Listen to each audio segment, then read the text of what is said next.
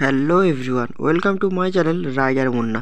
তো গাইজ, আশা করছি তোমরা সবাই খুব ভালো আছো, আমিও খুব ভালো আছি। তো আজকে যে টপিকটার উপর ভিডিওটা করতে চলেছি সেটি হলো হোন্ডা হর্নেট 2.0 BS6 ভেরিয়েন্ট। তো চলো রিভিউটা করে নেওয়া যাক। তো প্রথমে আসি ফ্রন্ট। তো ফ্রন্টের লুকটা তোমরা যা দেখতে পাচ্ছ, অনেকটা ডিউক 200-এর মতো লুকটা করেছে, নিউ শেপ। তো ফ্রন্টে যে হেডলাইটটা ইউজ করা হয়েছে সেটা সম্পূর্ণ এলইডি লাইট ইউজ করা হয়েছে, তোমরা দেখতেই পাচ্ছ। ফ্রন্টে তোমরা 110/70 সেকশনের 17 ইঞ্চ অ্যালয় হুইলের সাথে সম্পূর্ণ টিউবলেস টায়ার পেয়ে যাবে, 276 ডিস্ক ব্রেকের সাথে উইথ ABS। ফ্রন্টে যে সাসপেনশনটি ইউজ করা হয়েছে সেটি হলো আপসাইড ডাউন ফক সাসপেনশন, এবং সাসপেনশনের কালারটা দেখে তোমরা বুঝতেই পারছো, গোল্ডেন কালারের খুবই সুন্দর একটা ইউনিক লুক দিয়েছে।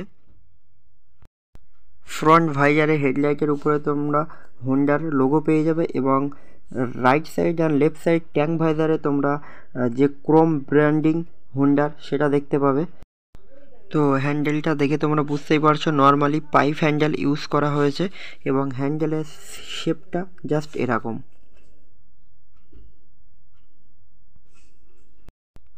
রাইট সাইড হ্যান্ডেলবারে তোমরা উপরে রেড বাটনে পেয়ে যাবে ইঞ্জিন কিল সুইচ, এবং মিডিলে পেয়ে যাবে ডবল ইন্ডিকেটার সুইচ, এবং নিচে পাবে সেলফ বাটন। এবং লেফট সাইডে তোমরা পেয়ে যাবে আপার ডিপার, মিডিলে পেয়ে যাবে ইন্ডিকেটার সুইচ, এবং তার ঠিক নিচে পেয়ে যাবে হর্ন সুইচ। তো আমি তোমাদের মিটারটা অন করে দেখাবো। তো মিটারটা দেখতেই পাচ্ছ, সম্পূর্ণ ডিজিটাল মিটার, এবং মিটারে তোমরা neutral indicator, ABS indicator, trip 1, trip 2, mileage এবং টাইম সবটা তোমরা দেখতে পাবে।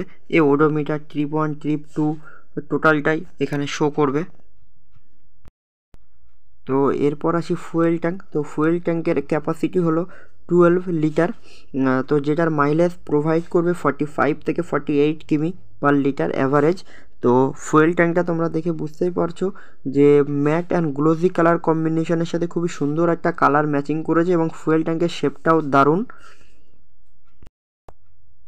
তো হর্নেট 2.0 লেখা যে স্টিকারটা হোয়াইট অ্যান্ড রেড কালার কম্বিনেশনের সাথে right side tank visor and left side tank ভাইজারে দারুণ কালারটা ম্যাচিং করেছে, রেড, হোয়াইট অ্যান্ড ব্ল্যাক আর গ্রে কম্বিনেশনের সাথে ম্যাট অ্যান্ড গ্লোজি ভেরিয়েন্টে। তো গাড়িটা তোমাদের কেমন লেগেছে কমেন্ট বক্সে কিন্তু অবশ্যই জানিও। সব থেকে ইউনিক যেটা আমার লেগেছে সেটা কোম্পানি ফিটেড ডবল ইন্ডিকেটার। তো এটা এখন খুবই দরকারি সেফটির জন্য। তো তোমরা দেখতেই পাচ্ছ ফ্রন্ট অ্যান্ড ব্যাকে ডবল ইন্ডিকেটার, এটা কোম্পানি ফিটেড, তোমাদের আলাদাভাবে কিছু করতে হবে না। তো এরপর আসি গাড়ির সব থেকে মেন পার্ট, গাড়িটার ইঞ্জিন।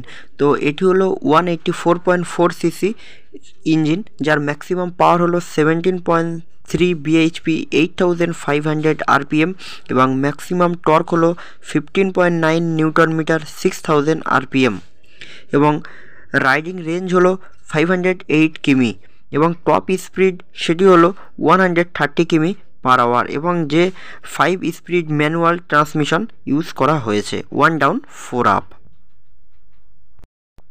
যেহেতু BS6 ভেরিয়েন্ট, তার জন্য compulsory side stand engine cut off sensor তো থাকবে। তো এটার ফলে সাইড স্ট্যান্ড যখন পড়ে থাকবে গাড়ি কোনো রকমভাবে স্টার্ট নেবে না।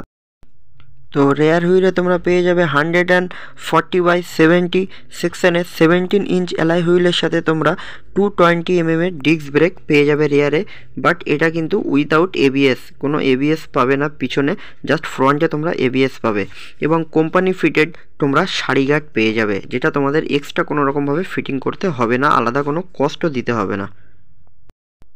এরপর আসি গাড়ির অল ওভার ডেসক্রিপশানে। তো গাড়িটির কার্ভ ওয়েট হলো 142 কেজি, সিট হাইট হলো 790 ground clearance 167 overall length 2034 overall height 1064 wheel base 1355 এবং যে চ্যাসিস টাইপটি হর্নেট 2.0তে ইউজ করা হয়েছে সেটি হলো ডায়মন্ড টাইপ চ্যাসিস ইউজ করা হয়েছে। তো গাড়িটার সামনে থেকে দেখতে জাস্ট এরকম। তো গাড়িটার লুকটা তোমাদের কেমন লেগেছে কমেন্ট বক্সে কিন্তু অবশ্যই জানিও। আর গাড়িটা তোমরা 4টে কালারে অ্যাভেলেবেল পাবে, pearl igneous black, matte axis grey metallic, matte marvel blue metallic, আর একটা হলো ম্যাট সানগিরা রেড মেটালিক। আর একটা যেটা তোমরা পেয়ে যাবে সেটা হলো রেপসল এডিশন। তো রেপসল এডিশনের রিনটা তোমাদের হবে কেটিএমের মডেলের মতো অরেঞ্জ কালার এবং ট্যাঙ্কটা হবে হোয়াইট কালার। তো রেপসল এডিশন যদি আসে আমি অবশ্যই তোমাদেরকে রিভিউ করে দেখাবো। তো চ্যানেলটা যারা যারা এখনও সাবস্ক্রাইব করেনি তারা অতি অবশ্যই চ্যানেলটি সাবস্ক্রাইব করে নিও এবং ভিডিওটা কেমন লেগেছে কমেন্ট বক্সে অবশ্যই জানিও। সবাই খুব ভালো থেকো, আবার দেখা হবে নতুন অন্য কোনো ব্লগ নিয়ে।